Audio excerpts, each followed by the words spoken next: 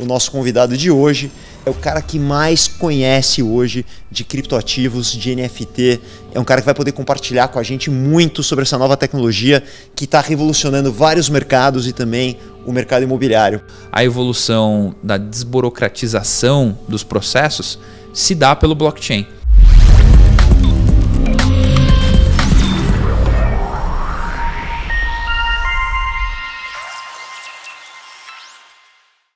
Fala galera, eu sou o Ale Frank, o CEO da House e a gente está aqui no nosso segundo podcast In The House, nas melhores plataformas do mundo, no Spotify, no YouTube ou na sua plataforma preferida.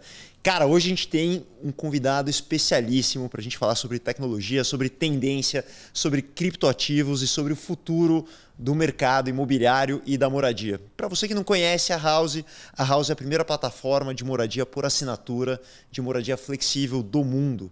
A gente acredita que é possível trazer algo diferente, que é possível reinventar a moradia com muita tecnologia, com uma forma nova de morar. E para você que é investidor imobiliário com mais rentabilidade e também incorporadores do Brasil inteiro que querem fazer um projeto da House, que querem ter um projeto que vende mais, que vende com mais resultado, é só falar com a gente da House para fazer um House na sua cidade. Bom, galera, sem demorar mais, eu queria apresentar o nosso convidado de hoje, que, cara, é o cara que mais conhece hoje de criptoativos, de NFT. É um cara que vai poder compartilhar com a gente muito sobre essa nova tecnologia que está revolucionando vários mercados e também o mercado imobiliário. Ele é professor de MBA, ele é um cara que conhece demais desse mercado. Comigo hoje, Felipe Persigo. Cara, o cara é um monstro. Felipão, bem-vindo. Uma honra ter você aqui com a gente hoje para falar sobre mercado. Um cara que é um empreendedor nato. Cara, se apresenta e conta um pouquinho que a tua história é sensacional, a tua história é empreendedora, como toda boa história, com tombos, com acertos. Cara, bem-vindo, obrigado. Ale, obrigado a todo mundo que está aqui nos ouvindo, nos vendo, né, nas plataformas. É um prazer poder estar aqui com vocês. Espero poder passar, né? A propaganda foi boa, então espero poder passar o máximo de conteúdo possível, o mais claro possível também para as pessoas. E vou me apresentar, vou contar um pouco da minha história então. Ela é um pouco longa, vou encurtar tudo que eu puder, porque senão a gente vai ficar a noite inteira aqui falando só da história. Mas, como você comentou, né, eu sempre fui muito empreendedor. Acho que o meu primeiro negócio, vamos assim dizer, foi quando eu estava na 7ª série. E não lembro quantos anos eu tinha, eu sei que estava na 7ª série. Sempre as pessoas me perguntam, eu já confundia a idade com a série. A 7ª é uns 13 anos. Sei lá, vieram até me cobrar, você acredita nisso? Não, mas 7ª série a gente não tem essa idade. Eu falei, então, cara, era a 7ª série, né? Mas eu acabei, na época eu tinha comprado um boné de aba reta de aniversário, tinha ganhado dos meus pais, né? Aquela coisa de moda, a gente entra na onda do pessoal. Isso na época que você era skatista ou não? Eu já fui skatista, cara, já quebrei tornozelo e tudo, tá? Tô ligado. Mas o que acontece? Eu acabei chegando na escola e muita gente acabou falando, cara, que legal esse boné, onde é que você comprou?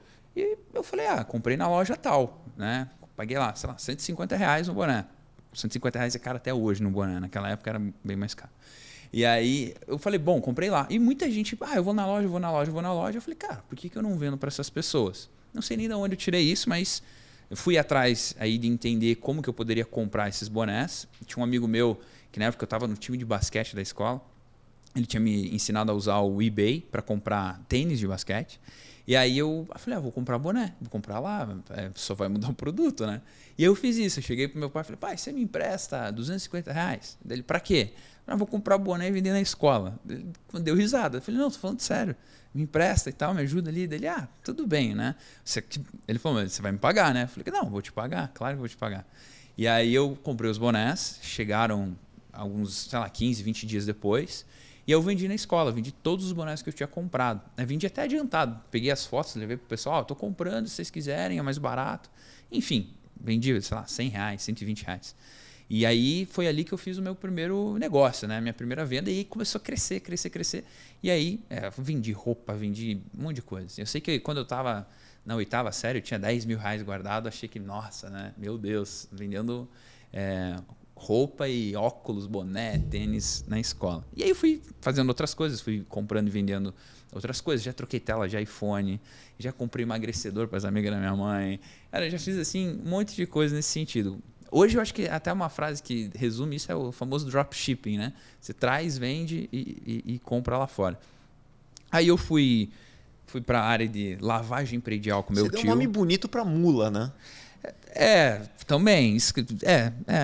O pessoal faz muito no Paraguai, esse tipo de coisa, né? Eu fazia no eBay, era um pouco mais bonito ali. Pagava os impostos, bonitinho na receita, enfim, tá tudo certo.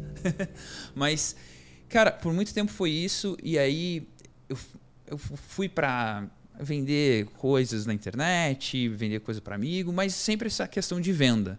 Né? O que eu posso fazer para vender? E aí foi quando eu conheci o Bitcoin também em 2012, né? Quando eu vendia item de jogo na internet.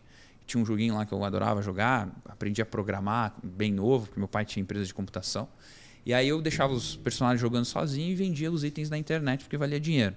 Né? Eu meio que burlava a regra do jogo porque não podia, mas eu ficava lá, deixava lá os personagens jogando sozinho. E aí, em determinado momento, um cara quis comprar minha conta, uma conta do jogo, por $700 mais 100 bitcoins. Né? E aí eu falei, tá, tudo bem, eu aceito. Não sabia nem o que era Bitcoin, procurei entender, não entendi nada. Era novo, né? Sei lá, tinha uns 14, 15 anos. E falei, vou continuar jogando. Nessa história, eu deixei de pegar mais de 1.500 bitcoins. Né? Hoje, algumas centenas de milhões. Não, mas eu não fico com dor no coração. Já passei dessa fase. Quantos milhões dá? Uns 70 milhões? Não, dá mais, cara. 1.500 bitcoins a 300 mil reais dá uns 450 milhões. 450 milhões, 75 milhões de dólares. De reais. Mais ou menos 80 de dólar. 80 de dólar. E aí, mas por que eu não me sinto mal por isso, né? Porque se eu tivesse ficado, na verdade, com esses bitcoins, quando tivesse batido $10, tinha vendido, né? Saiu de 1 para 10, poxa, 10 vezes. Teria vendido e talvez nunca recomprado. E aí, numa festa de aniversário minha, um amigo meu, isso já quando eu estava com 21, um amigo meu falou de Bitcoin. E aí eu falei, quer saber? Acho que é bobagem, bolsa de valores, isso é pirâmide, né? Um pouquinho daquela dorzinha de não ter visto o Bitcoin. Vi o Bitcoin sair de 1 para 40, para 400. Eu falei, não, isso aí não presta, né? Falava que o negócio não prestava e o errado estava eu. E aí foi quando eu realmente falei, quer saber? Eu vou entrar nesse negócio. E aí eu vendi um carro que eu tinha, comecei, beleza. Famoso all-in. All-in. Estava morando com os meus pais ainda. Falei, bom, não preciso pagar a conta, tá tranquilo. Né? Tinha esse privilégio, eu gosto de deixar sempre claro disso. Poxa, eu não precisava me preocupar ali, era novo. E falei, vou vender. E aí foi. Beleza, começou a dar certo, comecei a ver o dinheiro crescer. Fui tirar o dinheiro da corretora. Cara, era uma pirâmide o negócio. Perdi quase tudo. Fiquei, sei lá, com 10, 15 mil reais guardado. Desolado? Eu fiquei meio sem chão, né? Porque eu achei que estava tudo dando muito certo. E aí tomei uma rasteiraça, assim. E aí eu falei, cara, tem duas opções. Eu vou estudar ou eu vou ficar que nem eu fiquei desde quando eu vi o Bitcoin a R$1, né? $1, quer dizer. E aí eu comecei a estudar. Um amigo do meu pai, nesse meio tempo, falou assim, eu queria comprar, você me ajuda? Eu falei, te ajudo. E aí eu fiquei com uma comissão daquelas vendas. Na época, ele comprou um valor expressivo, né? R$2 milhões. E aí eu fiquei com, acho que 2% daquela comissão. Então deu R$40 mil. Tudo que eu tinha perdido, eu ganhei ali naquela comissão. Eu falei, é isso aqui que eu tenho que fazer. Num trade. Se a gente for olhar os produtos, é como o boné, como o tênis, eu só comprei um ativo e vendi para ele. E fiquei com a minha comissão ali, né? E aí eu comecei a fazer isso. E aí começou a ganhar muita escala, porque um começou a indicar para o outro. E aí começou a dar muito certo. E aí eu fui para Nova York, fiz uma parceria com uma corretora, com o Banco Brasil Plural. E aí eu comecei a distribuir para as corretoras aqui no Brasil. E aí o negócio assim decolou, sabe? Você era quase um market maker, é isso? Exatamente. Me tornei um market maker de cripto no Brasil. Incrível, cara. E aí, cara, um volume bizarro assim, né, por ano. Aí eu vendi esse negócio e fui, sei lá, curtir, fui viajar, essas coisas. Não aguentei muito tempo. Sou meio acelerado, não aguentei muito tempo, quase fiquei depressivo, que não tinha o que fazer. E aí eu comecei a querer ensinar as pessoas na internet sobre cripto. E aí nesse meio tempo também vim estudando tokenização. Fundei a Leak com o Daniel Cocchieri, né, com o Deco e com o Pércio. E a gente começou a estruturar esse negócio. Em paralelo, eu ia ali ensinando as pessoas. E aí as coisas caminharam para o que a gente está aqui hoje. Sensacional. E quem ouve o Felipe falando, parece que ele tem 49 anos, o cara tem 26 anos. 26. Então, parabéns, incrível. Obrigado. Sabe que você contou a tua história do início do Bitcoin? Eu nunca contei a minha história, cara. Sabe como é que você conheceu o Bitcoin? Você sabe que eu investi numa mineradora, Nossa. eu e os meus irmãos. Eu tinha uns amigos que iam abrir uma mineradora. Não, investe, que isso aqui é incrível. Eu nem sabia direito que era Bitcoin. A gente investiu na mineradora. E aí? E daí, cara, é óbvio que a mineradora não deu certo, porque não fecha a conta, né, no Brasil. No Brasil, não. Porque, cara, a energia é cara, com o processo Tem uma história dessa computacional. também, Daí foi até lá para fora, mas aí cambial e tal. Enfim, fecharam a mineradora. E daí o que eles distribuíram? Falaram, olha, fechou, mas a gente minerou um monte de Bitcoin. Então a gente vai distribuir para os investidores Bitcoin. Caraca. E não valia nada na época, cara. Era um... Caraca. E a gente recebeu em Bitcoin. Cara, de repente, aquilo que a gente recebeu que não tinha dado certo começou a valer uma fortuna. Então foi totalmente sem querer e acabou sendo um dos melhores investimentos da história, porque aquilo ali passou a valer uma... Mas a gente não capturou toda a curva, mas ganhamos muito dinheiro sem querer. Que legal, estando nos Bitcoins. Também foi meu primeiro contato com esse mercado cripto. Que ano que era isso? Não lembro, faz muito tempo. Acho que 5 anos, mais ou menos. 2015, 16, provavelmente. 15, 16, mais ou menos. Que legal, hein? Legal, né? Eu já fui tentar minerar já. Eu importei umas máquinas lá, chegou aqui, tinha que pagar 100% de imposto. E o negócio já não estava rendendo. Aí eu falei... Melhor ir para outro lado. Foi pro leilão lá. Filipão, vamos... O nosso público, cara, muita gente... são parceiros da House, são investidores imobiliários. Então a gente está muito ligado ao que condiz a moradia. Então eu queria te pedir, cara, explica um pouquinho. Né? O pessoal ainda confunde o que é a tecnologia blockchain, como é que são as utilizações dela em relação a token, criptomoeda. Cara, se você puder fazer uma micro aula condensada do que é a tecnologia blockchain, o que é um token, como é que se correlaciona hoje com DeFi. Se você pudesse dar uma explicada super abrangente para bem básica. Tá. Bom, acho que a primeira coisa que as pessoas confundem é blockchain e Bitcoin. Eles acabam achando que é a mesma coisa e aí muitas vezes eles acreditam que não vai dar certo por achar que é o Bitcoin, né? Mas na verdade o blockchain é a tecnologia que permite com que o Bitcoin exista. Outras tentativas de criptomoedas existiram antes do Bitcoin, lá em 1990, 85, 95, anos 2000, e nenhuma deu certo, porque não tinha o blockchain para dar toda a infraestrutura para aquilo, né? Então, blockchain é um termo usado para um conjunto de tecnologias. Então, blockchain ele não é uma única tecnologia. Ele tem pelo menos 5, 6, 10 tecnologias que dão suporte a ele. Criptografia de hash, algoritmo de verificação, prova de trabalho.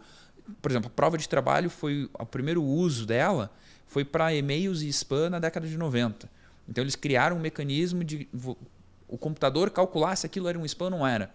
E aí eles adaptaram isso para o formato do Bitcoin, né? Então hoje, quando a gente fala de blockchain, a gente está falando de muitas tecnologias que juntas formam aquilo.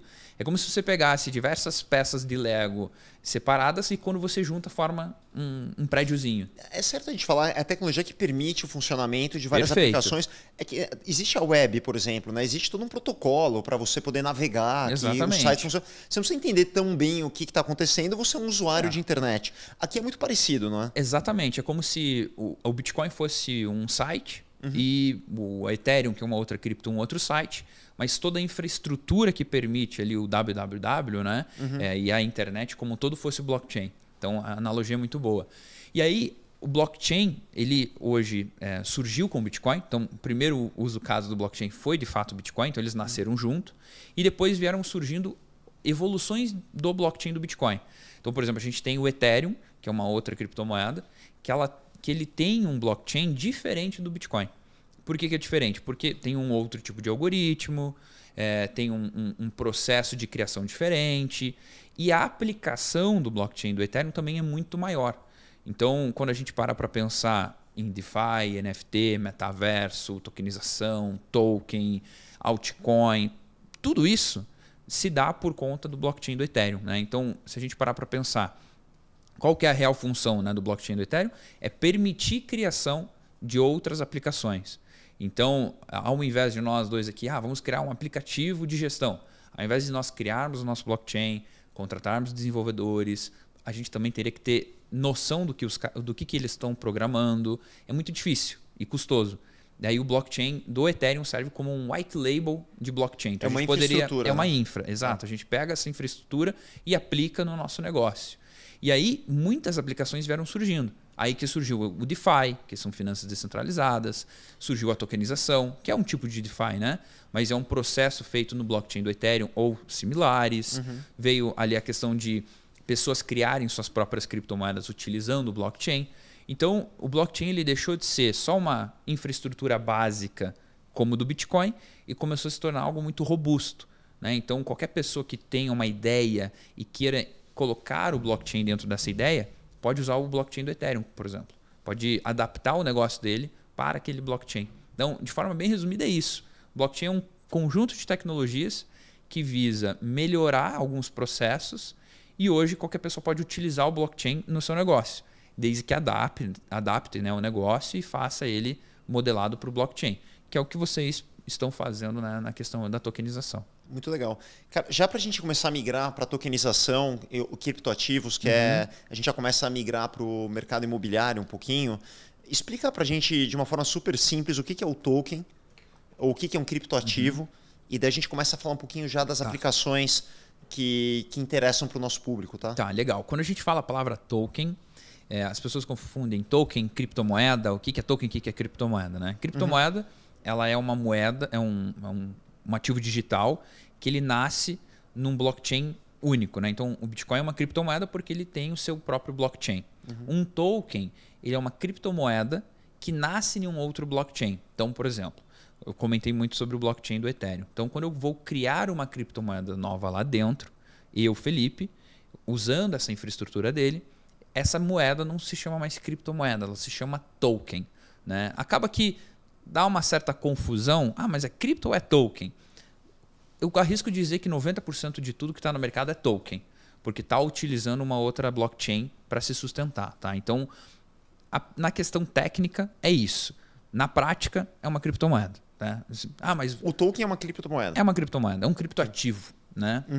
É um ativo digital, assim como o Bitcoin. Então, eu falei da parte técnica, porque, puxa, mas então qual que é a diferença? No final do dia não tem diferença. As pessoas elas não vão saber essa parte técnica no dia a dia. Então, é basicamente uma criptomoeda, né? Então, você tem uma moeda que está lastrada numa empresa, num negócio, alguma coisa nesse sentido. Isso é legal. Explica um pouquinho do lastro, cara, porque tem coisas que não tem lastro. E quando a gente fala de um criptoativo, ele, como você falou, ele pode ser uma ação, pode ser um imóvel, pode ser algo que o represente, né? Isso é legal até falar, porque quando a gente for entrar em tokenização, a gente vai falar dessa parte do lastro. Né? Mas, por exemplo, as pessoas perguntam qual é o lastro do Bitcoin ou qual é o lastro de um criptoativo. A maioria deles não tem um lastro efetivo. Né? As pessoas têm aquela ideia de que o dólar, do que o real, as moedas mundiais, elas têm um lastro, né? Tinham, né? No começo. Não, exatamente. Até o acordo de Bretton Woods lá nos Estados Unidos, o padrão ouro, quando caiu em 1971, não tinha mais padrão ouro, não tem lastro. Mas como é que ele se sustenta? A confiança das pessoas naquela economia. Então, por que o dólar ele sobe quando tem uma guerra ou quando tem um conflito? Porque as pessoas acham e acreditam que o dólar é a melhor forma de se proteger. No caso do Bitcoin é a mesma coisa. Por que as pessoas vão para o criptoativo? Porque passam a acreditar naquela comunidade, porque passam a acreditar que aquilo é bom para elas. Você leu Sapiens? Hã? Você leu o livro Sapiens? Não. Ele conta muito dessa história, cara, do dinheiro, do cripto. Na verdade, é uma crença, né? Exatamente. O que faz as pessoas... Olha como é louco o negócio, né? O que faz o Bitcoin ter o destaque que ele tem? As pessoas falarem sobre ele. Porque se você parar para pensar, é um ativo digital que está num blockchain e aí, né? Mas as pessoas depositam tanta confiança e acreditam que aquilo é o futuro que passa a ser o futuro. Como que eu sei disso? Porque em 2016, 2017, isso era algo inimaginável. Meu Deus, nada a ver. E hoje todo mundo acredita que cripto é o futuro, um caminho sem volta. Né? Então, e voltando da parte do lastro, então as pessoas acreditam que o dinheiro tem um lastro, ele também não tem. Assim como as criptomoedas não têm, porque eles são regidos pela confiança das pessoas naquele ativo. Agora, Filipão, assim, olhando de uma forma bem radical, você pegar um banco, né? Se todo mundo for lá e sacar o dinheiro, não tem dinheiro para todo mundo. Não tem. Então, existe uma crença que o banco vai te pagar. Mas... Não, exatamente. Vamos pegar um exemplo que a gente está vivendo, né? O conflito lá da Rússia e da Ucrânia. As pessoas ficaram desesperadas e foram no banco pegar o seu dinheiro, né? Até porque tem um estudo que mostrou que 95% da população só investia na Rússia. Então as pessoas foram lá, os russos, né, investiam na Rússia. Então eles foram lá tirar o dinheiro dos seus investimentos, da conta bancária, e o pessoal falou: peraí, ninguém vai tirar nada, congela tudo e é isso aí. Aí imagine aquele cara que trabalhou a vida inteira, juntou 1 milhão, 10 milhões, 100 milhões, sei lá, né? e do dia para a noite ele não tem mais como pegar aquele dinheiro. Então, é uma falsa segurança de que o banco está cuidando do teu dinheiro. Porque no final do dia a gente sabe. Você deposita o dinheiro lá no banco, ele supostamente te fala que está cuidando para você e ele está emprestando para todo mundo. Né? Então, se você tiver dinheiro no banco e pegar um empréstimo, você está pagando juros do teu próprio dinheiro, né, no final do dia. Então, é bem isso que você falou. Se todo mundo for ao banco, não tem como o banco pagar. Né? O que aconteceria na Rússia se o cara tivesse em cripto, por exemplo? Se ele tivesse a reserva dele em algum criptoativo ou em alguma criptomoeda? Muito legal isso. Eu vou fazer uma analogia antes para as pessoas entenderem. Se o russo, que era um milionário ou uma pessoa normal, tivesse sei lá, uma joia, essa pessoa provavelmente pegaria essa joia, uma barra de ouro, um pedacinho de ouro, alguma coisa assim, ela levaria para outro país para tentar vender. Né? Até teve uma notícia recente que a maior procura por ativos de luxo aconteceram agora nesse período. Teve muitas pessoas que procuraram comprar relógios, bolsas, coisas assim. Por quê? Porque sabe que aquilo tem valor em algum outro lugar. E a criptomoeda da mesma forma. Então, se a pessoa tivesse criptomoeda lá, né, na sua carteira, ela poderia ir para um outro país e trocar aquela cripto pelo dinheiro no país onde ela estivesse. Estaria muito mais seguro que no banco. Muito mais seguro. Né? Até eu usei o ativo de luxo, mas o ativo de luxo alguém poderia roubar no meio do caminho, poderia ter alguns problemas. Né? No caso do Bitcoin, não, porque o Bitcoin ele fica na sua custódia. Cara, isso muda tudo, né? Isso que é importante. Explica o que é na tua custódia.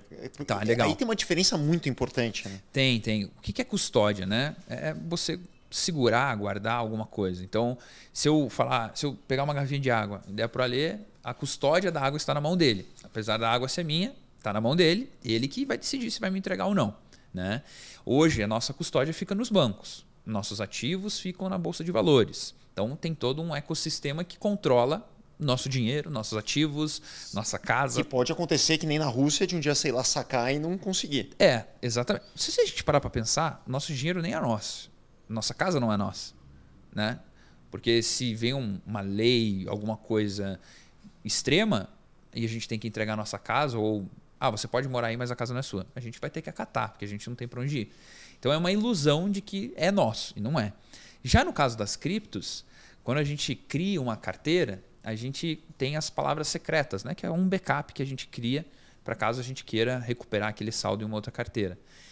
E só a gente tem acesso a isso. O banco não consegue confiscar. Em resumo, é teu mesmo. É teu mesmo. O banco não controla, o governo não controla. Até teve um caso aí, por conta desse conflito, que o governo falou assim, olha, vamos confiscar o Bitcoin de vocês. A galera, tipo, não pode tentar. Deu risada, né?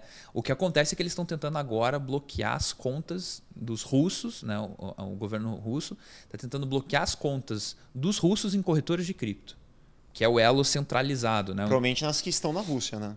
No mundo inteiro. Eles estão pedindo para o mundo inteiro fazer isso.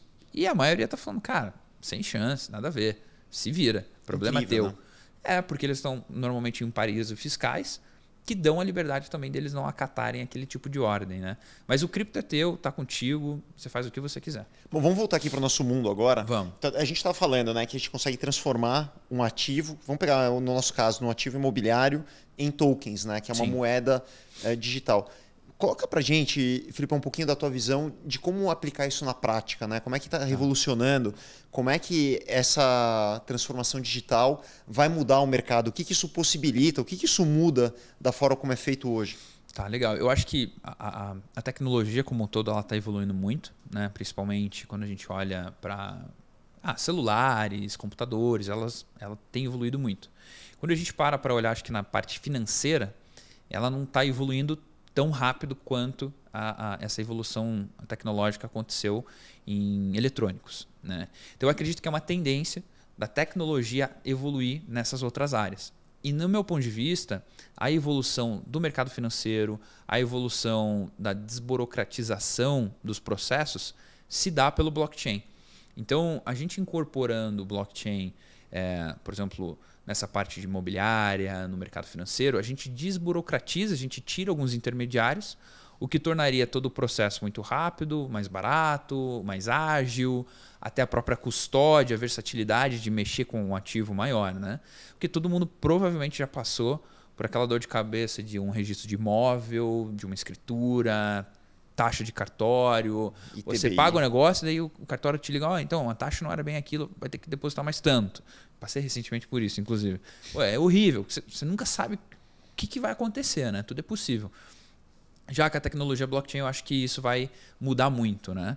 Principalmente na questão da tokenização desses ativos, na tokenização dos processos. Então, eu enxergo isso, a evolução, e é o que muitos grandes players do mercado financeiro já estão olhando e estão indo atrás, né? Então, é uma tendência, com certeza.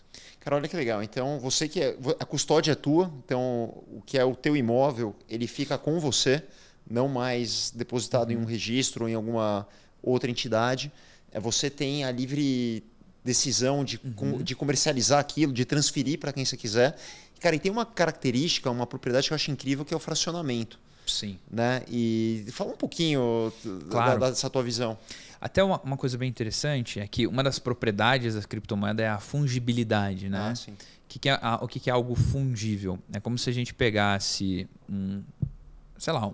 vou usar um exemplo meio chulo aqui, não. Uma melancia. Se você cortar a melancia em vários pedacinhos, elas são iguais, têm suas propriedades, é tudo igual. Né? Então isso é algo fungível. Você consegue pegar algo grande e particionar em várias pequenas partes. Né? Então até talvez uma dúvida que alguém tenha ficado aí que está nos ouvindo. Um Bitcoin, eu tenho que comprar um Bitcoin inteiro? Não. Você pode comprar uma fração, 0.0000001 Bitcoin, por exemplo. Então no caso dos tokens, a gente tem essa mesma propriedade. Você poderia, por exemplo, tokenizar um ativo, um imóvel, e ao invés da pessoa comprar um imóvel de 100, 200, 300 mil reais, e se ela não tiver essa grana, ela consegue investir 100 reais, 200 reais, 1.000 reais, 800 reais. Incrível isso. Né? Então, isso é muito bom. E sabe o que é mais incrível disso?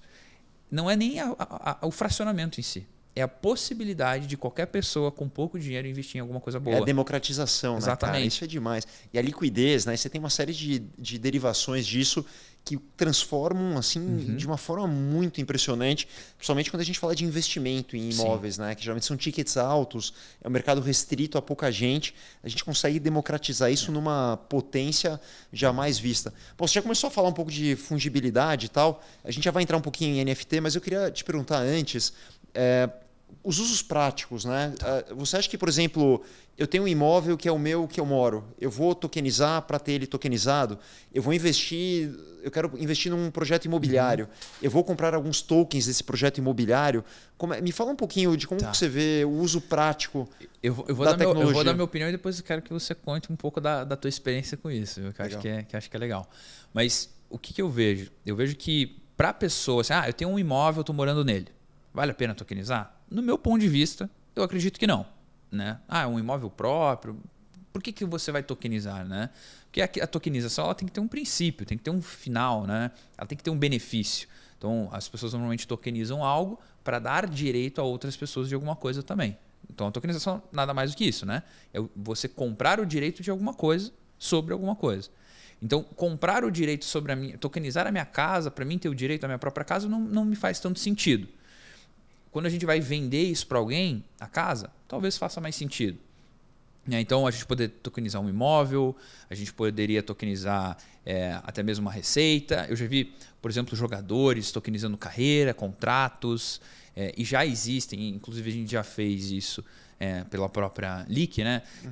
Tokenização de ativos financeiros, tokenização de participações, a tokenização da própria empresa a gente tinha feito. Então a gente abriu, quando a gente começou a empresa, a gente tokenizou o equity dela e particionou a participação da empresa para alguns investidores privados.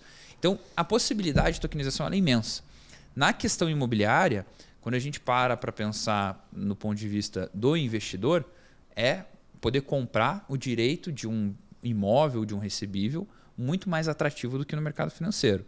E do ponto de vista do empreendedor, é você aumentar o leque de captação e aumentar principalmente a acessibilidade das outras pessoas de investirem naquele ativo. Né? Você sabe, por exemplo, se você vai lançar um empreendimento, cara, você vende isso ali no boca a boca, num relacionamento muito rápido, principalmente se você já tem um track record. Né? E para chegar no pequeno investidor, cara, às vezes demora muito e nem vai chegar, porque já esgotou aqui na ponta. Então esse tipo de democratização da tokenização é muito boa por conta disso. Então, eu acabei falando mais do que talvez só alguns usos práticos, né? Mas eu vejo isso. Eu vejo que a tokenização imobiliária ela é uma evolução para o mercado, principalmente porque você vai cortar alguns intermediários que hoje impossibilitam bastante muitos investidores a vir, né? Taxas, coisas assim, dificuldade, agilidade. Então, acho que é um pouco disso. E eu sei que a House tem, né, um projeto de tokenização, não tem? A gente tem, cara. Você sabe que no futuro, imagino que o prédio inteiro, como a House ela trabalha com ativos que são destinados para investimento, então alguém compra para alocar, para produzir renda.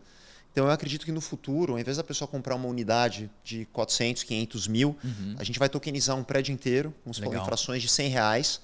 E daí qualquer pessoa que quiser alocar 100, 500, R$1.000 vai poder ter um pedacinho daquele prédio que vai produzir uma renda e que vai valorizar no tempo. Então esse é o grande sonho. Né? Hoje, como a gente não dá para você ir do 0 para 100, claro. Não dá para sair do 0, é uma tecnologia que ainda está sendo conhecida, que as pessoas estão tendo o primeiro contato. Então a gente fez um primeiro passo, a gente criou um modelo que chama Cashback Token, em que a gente tokenizou uma parte do ativo e quem comprar um apartamento recebe uma parte do investimento em tokens. Que legal. Então ainda é um passo intermediário, ele tem um caráter óbvio de gerar rentabilidade. A pessoa que tem esse token, ela praticamente abate o custo do condomínio. Você imagina que legal você ter um apartamento, um investimento que tem condomínio zero ou um condomínio muito mais baixo. Então ainda é um primeiro passo, Filipão, para as pessoas se aculturarem para um dia a gente chegar num projeto totalmente tokenizado, que eu acredito que é o futuro.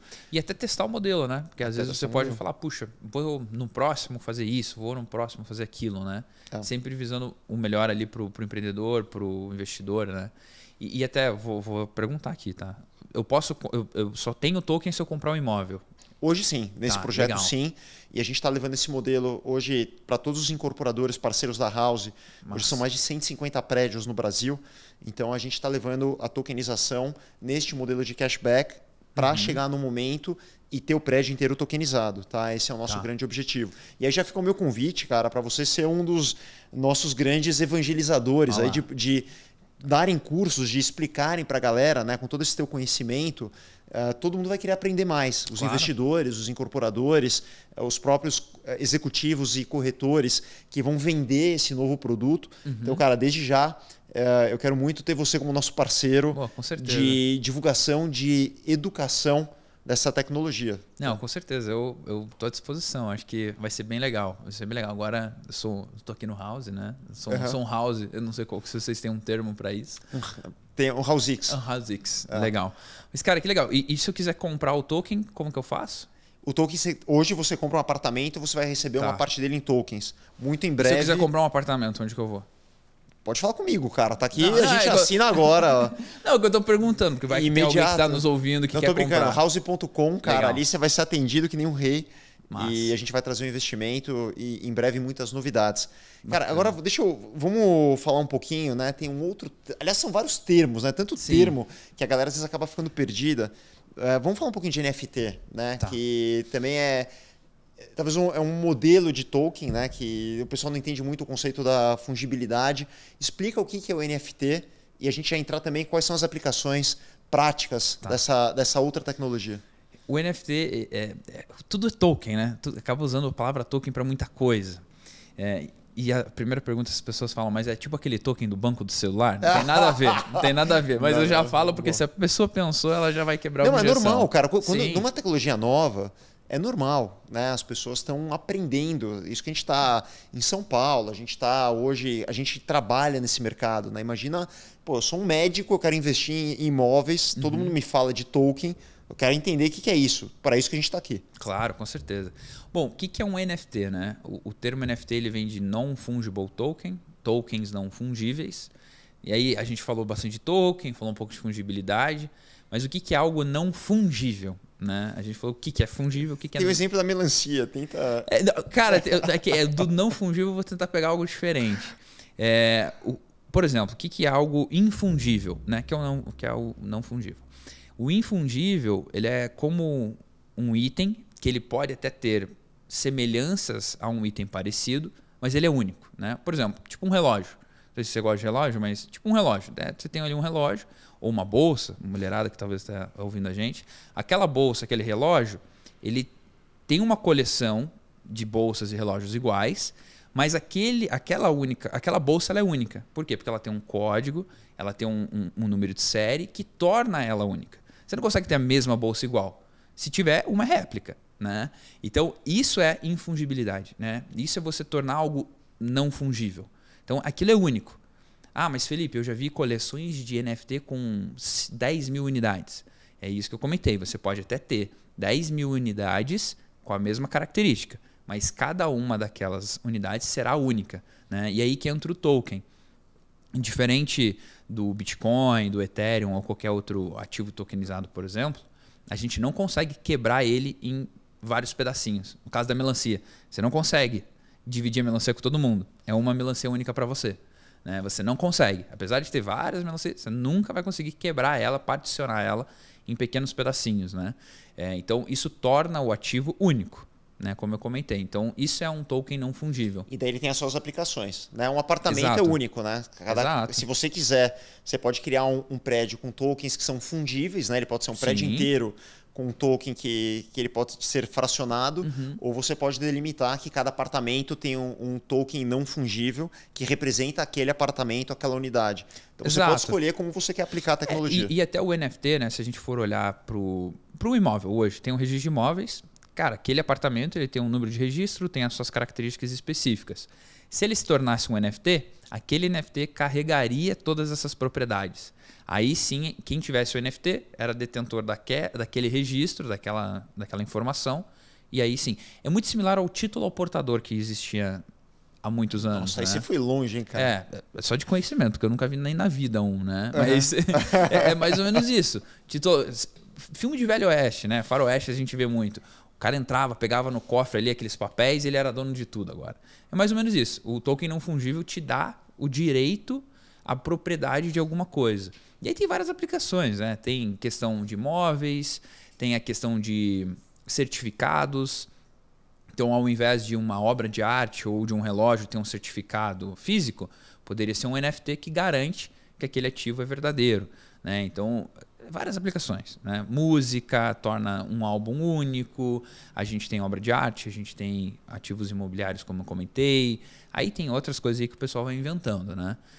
Então, várias aplicações. E aí tem a questão de metaverso, que você pode usar os NFTs lá dentro. Ainda é algo muito novo. Né? A gente não tem nem como projetar o que vai acontecer. Mas é um mercado que está chamando bastante atenção. Muita, cara. Vamos falar um pouquinho de metaverso. Aí tem só uma curiosidade, não é muito o tema aqui do nosso público, mas a galera começa a ver aquelas imagens digitalizadas, né? Bored Ape e tantas outras aí, que, pô, de repente, 100 mil, 300 mil dólares, 200 mil dólares, um GIF, né? Sim. Mas daí existe algo por trás, né? Que aquilo ali não é simplesmente uma arte digital. Ele às vezes te dá direitos, ele é algo. Explica um pouquinho para a galera, né? Essa aplicação e talvez fazendo uma pequena alusão, né? A gente poderia, por exemplo, criar uma arte que pode ser, de certa forma, tokenizada, ela pode gerar um NFT que ele dá direitos para aquele usuário participar de algo maior ou ter alguma vantagem que nem sempre ela é visível. Explica um pouquinho, Filipão. Sim. Como o próprio ativo tokenizado dá direito a alguma coisa, esses NFTs que foram criados, eles dão direito a alguma coisa também. Então, o que eles dão direito, por exemplo, Bored Ape, essas outras coleções que ficaram famosas? Há um acesso a um grupo de pessoas específico. Então, aquelas fotos de macacos, o Snoop Dogg tem uma, o Justin Bieber tem outra, Paris Hilton, sei lá, Kim Kardashian. E aí as pessoas compram aquilo para fazer parte do clube daquelas pessoas. Cara, é tipo uma ostentação digital, assim, né? As pessoas compram aquilo, botam na foto do perfil, para você olhar para a foto de perfil do cara e falar, caraca, ele gastou 500 mil dólares. É um membership, cara, né? Na verdade, ele está comprando membership e tem todo esse simbolismo. Exatamente. Então, por exemplo, o que eles acabam fazendo? Eles fazem festas, eles fazem coisas exclusivas e só para pessoas que têm, né? Então, você compra isso, o acesso a essas pessoas. Tem outros NFTs que te dão acesso, por exemplo, a festas, que te dão acesso a ingressos. Por exemplo, podia criar um NFT da House, onde se o cara tem X diárias, ele ganha um NFT. E esse NFT dá direito a 2 estadias no ano, por exemplo. Pode ser um ou ele NFT. participar de eventos, ou ele Exato. entrar em áreas exclusivas. Você tem... É um investidor que ele já investiu conosco X mil reais. Ele ganha um NFT XPTO. E o que dá direito a isso? Cara, ele pode ficar em qualquer house do Brasil 10 dias por ano, tudo pago. Pô, legal. Qual que é o benefício do NFT? As diárias. Esse cara poderia vender para alguém? Poderia. Né? Então, dá para criar muita coisa. O mais legal é que é extremamente maleável. Você cria o que você quiser. Você cria o que você quiser. Cara, e é fascinante, né? Já dando um spoiler, aí a gente tem o nosso mascotinho aqui, que é um urso. A gente está criando uma arte que vai dar uma série de direitos, tal, um negócio muito bacana. E eu acho que isso, cara, faz parte, né, do simbolismo, da marca, do que ela quer oferecer. Então, eu acredito muito nisso. Filipão, vamos falar um pouquinho também, que acho que era uma coisa que é uma dúvida de muita gente em relação ao metaverso, né? Tá. Então, tem muita gente que tenta exemplificar ou entender o que é e como é que o blockchain lá dentro... A gente tem um exemplo, né, dos games, que eles não deixam de ser um metaverso e que um monte de coisa é comercializada lá dentro. E você até vê uma mudança cultural, né? Você falou, quando você comentou no começo que você tinha um game que você vendia por fora, vamos dizer assim, você criava um personagem e vendia por fora. Hoje toda essa venda está sendo por dentro dos games, né? Que é uma grande revolução. E isso muito em breve vai chegar em outros vários mercados. Conta pra gente um pouquinho o que é o metaverso, as utilizações, o que você vê de futuro. Primeiro, o metaverso ele não é algo novo, né? Ele já é algo bem antigo. Começou, sei lá, na década de 80, 90, aí teve o Second Life, que era um jogo de realidade aumentada, onde as pessoas tinham que não foi bem, né? Ele não foi bem, mas sabia que ele existe até hoje, porque tem usuários que eles são tão fiéis que eles mantiveram o negócio funcionando, né? Mas o metaverso nada mais é do que o mundo virtual trazido para o mundo real. Se a gente parar para pensar, por exemplo, Matrix, provavelmente você já assistiu e boas partes das pessoas... Os melhores filmes da história. Exato. Menos o último, que deixou a desejar um pouquinho. Eu não vi ainda. Assim, eu nem vou ver para não me decepcionar, porque eu gostei tanto do primeiro, cara. Cara, a trilogia é a melhor. É a melhor. Mas qual que é a questão? O Matrix, você tinha o mundo real e o mundo virtual. Você desconectava do real e entrava no virtual. Né? Essa era a ideia do Matrix. Quando a gente vai para metaverso, é diferente. Não é você se desconectar do real e ir para o virtual, que é o que as pessoas imaginam. É você trazer o virtual para o real. E aí você não saber nem o que é mais real e nem virtual. Então é como se nós estivéssemos aqui olhando um para o outro, mas na verdade você está na sua casa sentado numa cadeira e eu aqui, e a gente está se olhando numa tela ou através de um óculos. Isso já existe. Né? Então, o que é real, o que não é? Sabe? Então, o metaverso é isso. É você trazer o mundo virtual para o mundo real e aí você vai usar essa aplicação de diversas formas. Eu tenho bens no virtual, quer dizer, eu posso ter qualquer bem, um terreno, um apartamento, uma roupa. Aí que tá. Eu acho que as aplicações elas estão começando a testar, né? As pessoas estão testando essas aplicações, mas se a gente trazer o mundo virtual para o mundo real, não faz sentido eu ter um terreno num metaverso. Né? A não ser que eu queira depois me sair do virtual e ir do real para o virtual. Mas que não é o que eles querem fazer. Eles querem trazer o virtual para o real. Tem que entender isso. Né? Para mim, terreno no metaverso hoje talvez não valha muita coisa. A não ser as pessoas que querem ir do real para o virtual. Que é o que acontece hoje em jogos e tudo mais. Até por isso que os NFTs, o metaverso, começaram na parte de jogos.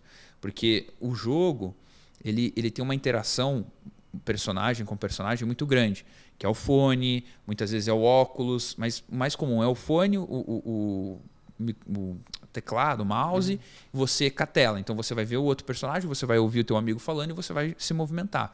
Isso é o que a gente tem mais próximo ali de uma interação virtual sensorial, né? E aí quando a gente para pensar nos jogos, eles começaram a fazer o teste com NFT dentro dos jogos, que antes você comprava as chamadas skins, que são roupas, e o jogo não ganhava nada, nem o personagem, nem quem comprava as skins. E aí existia até um mercado paralelo, né, de venda de skin, que não era legal, mas as pessoas faziam. Só que agora com o NFT, você trouxe uma economia nova para dentro do jogo, onde até a produtora pode ganhar dinheiro com o próprio comércio dentro do jogo. Então, quando eu vendia itens de jogos, eu tinha que entrar lá num fórum, falar com um polonês e ficar com medo de quem que manda antes. Que tem isso, né? Quem que manda antes? Sou eu? É o cara? Mas se ele roubar, eu perco tudo. E não tinha um escrow, que a gente chama, né? Quando a gente vai para o blockchain, smart contract, NFT, a gente quebra esse receio da negociação. Porque eu poderia ter uma skin, que é representado por um NFT, te conhecer dentro de um jogo e falar assim, quer comprar? Você fala, eu quero. E eu não preciso confiar em você. A gente faz tudo através de cripto, de uma forma automatizada. Então, o metaverso dentro dos jogos é isso, né? É você criar uma economia, é você implementar o blockchain, NFT e, obviamente, a parte sensorial, né? Que é o óculos, é a audição, é a movimentação dentro do jogo. No meu ponto de vista, talvez a gente está falando um monte de coisa que pode acontecer no metaverso, né? A gente só vai descobrir daqui a alguns bons anos e provavelmente a gente vai errar uns 90%. Eu costumo dizer que, comparar, que é como se fosse perguntar para o Bill Gates em 1995 como que a internet vai acontecer. Duvido que ele tinha imaginado em site, Facebook, Instagram, podcast, YouTube. Transcende o normal, né? Então, eu acho que imaginar o que vai ser o metaverso ainda não é nem imaginável. Nunca nem foi imaginado por alguém. Acho que as coisas vão acabar acontecendo, né? Por isso que é tão legal, né, cara? Agora, quando a gente fala de smart contract, vou te pedir para explicar também o que é o smart contract e se ele substitui a escrow, né? Se as regras colocadas lá dentro, esse negócio que você falou da confiança, né? O Felipe vendeu pro Ale um negócio, quem confia primeiro, quem deposita primeiro. Tipo vender carro, cara. Você vai ali no cartório, mas se o cara assinar o negócio, você correndo. Então, o Smart ele resolve tudo isso. Explica o que é o Smart Contract e se ele resolve essa questão da desconfiança das transações. Tá, o Smart Contract ele é um termo utilizado para contrato inteligente. Então, é como um contrato, né? Você vai programar esse contrato com as regras do jogo. Quando eu digo jogo, a regra ali da negociação, né? Então, assim como um contrato de compra e venda de imóvel, tem lá. Você vai comprar um imóvel, você vai depositar na conta tal, daí você vai lá, você vai registrar, enfim, dependendo. E cada contrato é escrito de uma forma. Quando a gente vai escrever um contrato no ambiente virtual, a gente vai colocar essas mesmas regras e esse contrato vai ser escrito e pronto. Então, a regra do contrato já vai estar escrita. O que é essa regra? Quando o Ale depositar o dinheiro no endereço tal, o outro também tem que ter depositado para poder executar o contrato, né? Então, tem essa regra do que deve acontecer para aquele contrato ser executado. E isso substitui os intermediários. Isso é lindo, né? Exatamente. Então, vamos dar um exemplo. Então, vamos falar assim, se o Felipe comprou um imóvel do Ale. Isso. A partir do momento que o Felipe terminou de depositar o dinheiro, automaticamente o token ou aquele imóvel é transferido. É algo tão... Não precisa consultar ninguém, sim, não precisa... É algo muito simples. Imagine que a gente está numa plataforma, numa corretora descentralizada, e você tem um NFT que representa teu imóvel. E eu tenho lá o dinheiro, sei lá, 100 mil reais em cripto. Uhum. Eu vou fazer uma oferta para o Ale. Ale, eu quero comprar esse teu imóvel por 100 mil reais. O Ale vai falar, beleza, eu topo. Nós dois, eu assinaria do meu lado que eu estou concordando com a negociação, você assinaria do teu lado que está concordando com a negociação, e automaticamente, depois de ser executado aquele contrato, o dinheiro iria para você e o imóvel para mim. E só isso. Simples assim. Simples assim? Simples assim. Não tem comissão, mas hoje, por exemplo, a gente está falando um pouquinho da rede da Ethereum, né? Tá caro demais, né, cara? Assim, existe uma taxação, não é totalmente de graça, mas é infinitamente mais barato do que o mundo real. Eu falo que é simples assim, né? Mas se a gente for ver, tem a taxa da rede, você tem que ter o Ethereum na carteira, mas já existem soluções que estão resolvendo isso, né? Já existem soluções que estão resolvendo isso. E até assim, o cara que vai comprar um imóvel através de uma corretora descentralizada no ambiente digital, ele já tem o mínimo de noção que ele tem que ter o Ethereum na carteira, que tem uma taxa da rede, mas é infinitamente talvez mais barato do que o custo do cartório, do que o ITBI, por exemplo.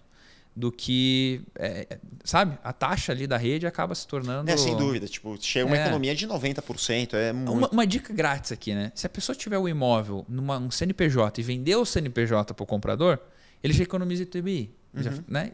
Então, tipo assim, algo simples já resolve um problema. Quando a gente entra, então, no Smart Contract, só vários problemas, né?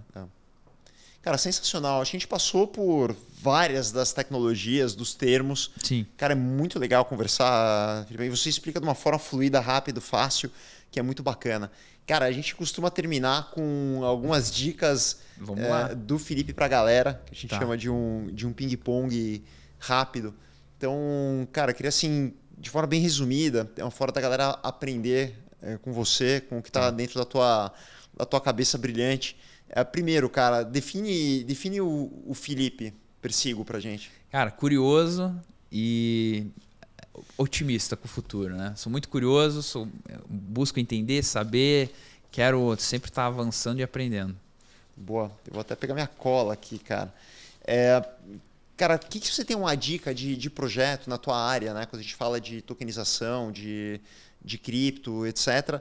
Que projeto, o que é legal a galera olhar? O que você recomenda? Alguma coisa que você viu, puta, isso é incrível, eu recomendo que o pessoal conheça. Eu recomendaria que as pessoas entendessem qual é o potencial, né, da tokenização. Assim como o cripto tem um grande potencial, ou tinha um grande potencial anos atrás, a tokenização está engatinhando. Então seria como olhar para uma tecnologia que está começando, assim como o Bitcoin olhou. Então eu olharia para a tokenização, estudaria um pouco mais, tentaria entender como aplicar no próprio negócio, investiria em ativos tokenizados para entender o que está sendo feito. Então eu estudaria esse mercado. E estudar, né? Você falou para não cair no conto só estudando. Só estudando. Não tem assim como aprender sozinho, né? Tem que estudar, tem que ler. Que legal, cara. Livro? Livro? Depende para o quê, mas um dos livros que eu gosto muito assim para aprender talvez sobre investimentos, básico, Move Mais Rico da Babilônia, um livro legal. Tem um que é do John Bogle, O Investidor do Bom Senso, bem interessante. Poxa, eu não li ainda. Bom? É bem legal, bem bom. E tem um também que é o Mastering Bitcoin, que é o Entendendo o Bitcoin, para a pessoa entender um pouco mais do todo. Puta, legal, obrigado. Canal de internet, cara, alguma coisa que você costuma olhar com frequência, que o pessoal deveria visitar? Tá, eu gosto muito de ver o Reddit, que é um fórum que sempre tem informações ali mais nem tão filtradas pelos veículos tradicionais. Gosto bastante também de ver Bloomberg, acho bacana ali ver a movimentação e conteúdo cripto, né? Gosto bastante de ver o Twitter das pessoas mais influentes no mercado cripto para ver o que eles estão fazendo. Legal, então já emendando agora, redes sociais, pessoas que você segue ou canais que você recomenda em qualquer uma das redes sociais. Bom, quem que eu seguiria? Puxa, agora tu me quebrou, cara. Agora lembrar de cabeça todos, né? Mas assim, acho que para o mercado cripto dá para seguir algumas páginas de notícias internacionais. Tem, por exemplo, Cryptonary. Tem algumas outras brasileiras boas também para ter notícias do mercado. Investidor fora, eu olharia... olharia quase meio que todos, assim, né? Se a gente for ver os grandes, eles não usam tanto Twitter, coisas assim. Mas eu pegaria os principais investidores de fundos lá fora. E se a gente for olhar para mercado brasileiro, acho que pegaria influenciadores aí do mercado que são bons e antenados. E o teu canal, porra, fala. Felipe Persigo aí, Felipe com 2 P's. Show. Cara, e qual é a tua visão do futuro da moradia? O que você acha que vai acontecer? Eu acho que a gente tem uma tendência muito grande a viver e não ter as coisas, né? Eu vejo que a geração ela prefere não ter as coisas e viver o momento, viver a experiência. Então, eu acho que, falando da moradia, né?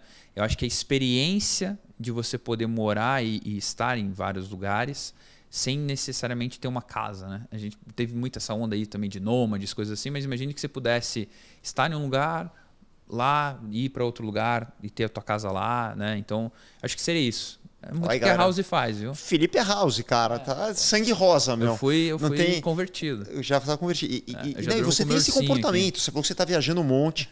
A tua noiva é carioca. Você vem para São Paulo. Você mora em Curitiba. É isso aí. Você é um cara que está na estrada, né? Rapaz, eu fui para Juazeiro do Norte. Nunca imaginei que eu fosse para lá. Fui para Salvador. Fui para vários lugares. A gente não tem em Juazeiro, né? Não. Mas em breve vai ter também. Já tá em 120 cidades, cara. Daqui a pouco a gente chega em Juazeiro.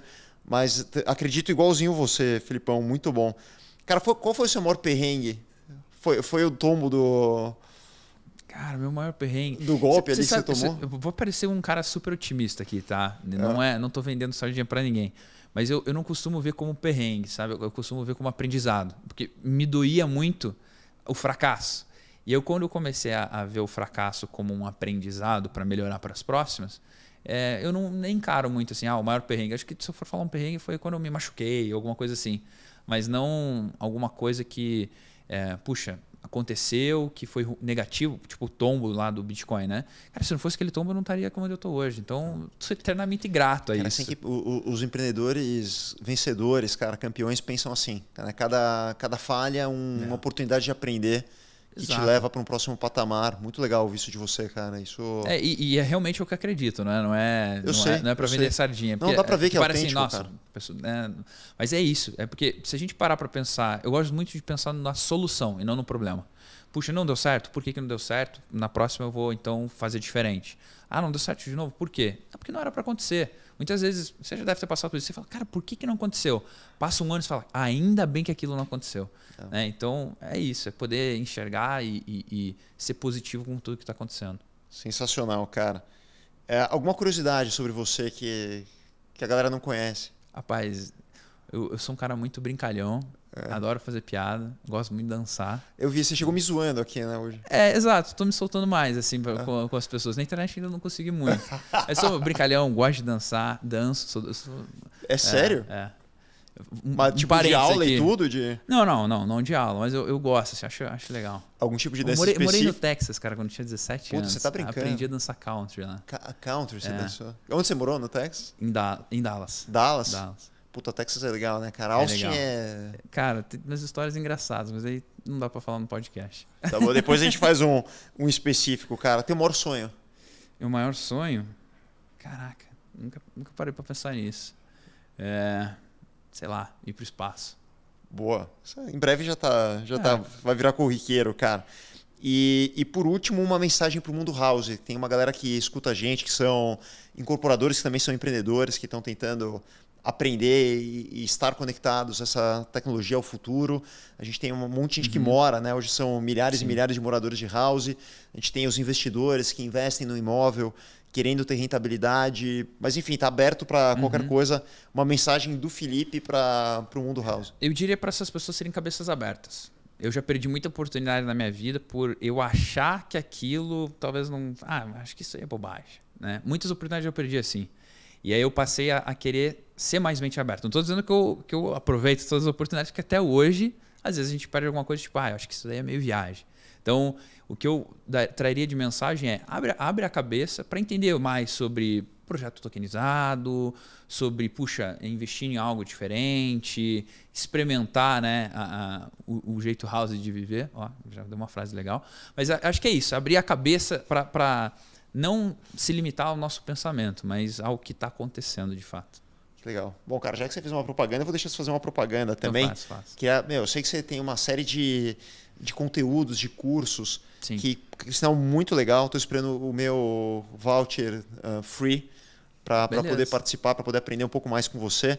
Mas aproveita para convidar a galera que está assistindo também para participar, como é que te encontra, onde legal. É que pode aprender mais. Puta, eu vi um conteúdo sensacional teu no YouTube, tem muita coisa também legal no Insta. E como é que as pessoas podem participar e aprender mais contigo? Tá, legal. Eu estou nas principais plataformas, né? YouTube, fazendo vídeos todas as semanas sobre o mercado cripto. No Instagram também, trazendo conteúdo cripto, investimentos, finanças. No Twitter, sou um pouco menos ativo. Lá eu dou uns pitacos de vez em quando. Mas eu tenho conteúdos gratuitos e conteúdos pagos, né? Tem uma comunidade, hoje a gente já somos mais de 4 mil alunos. Também tem uma casa de análise com relatórios de estudo de mercado, falando sobre tendências do metaverso, tendências de NFT. Então, as pessoas que me encontrarem nas redes sociais, eventualmente vão acabar entrando ali no nosso site. Tem uma newsletter gratuita bem legal, que se chama bitcoinhoje.news. Cara, conteúdo do mercado cripto, todos os dias de manhã, para o pessoal se informar, entender um pouco mais. Então aí as minhas redes. Mas um canal para já chegar lá e te encontrar, qual que você recomenda? Instagram. Falaria para entrar no Insta. Instagram.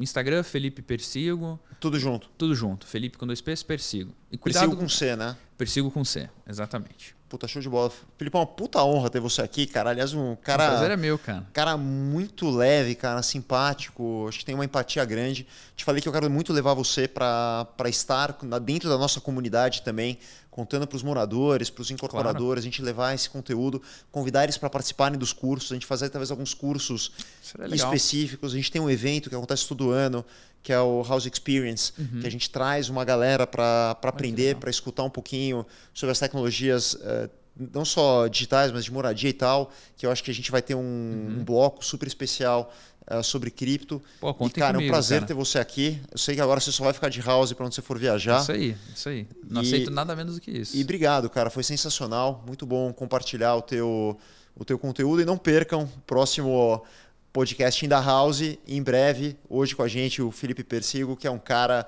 sensacional. Espero que vocês tenham gostado. E obrigado, valeu. E agora você já está convidado, que depois de todo o podcast a gente tem aqui um after. O pessoal e rola uma balada, você vê que a galera já está aquecendo aqui. A House é festa também. Obrigado, Filipão. Ali, obrigado Valeu. pessoal da House, é um prazer.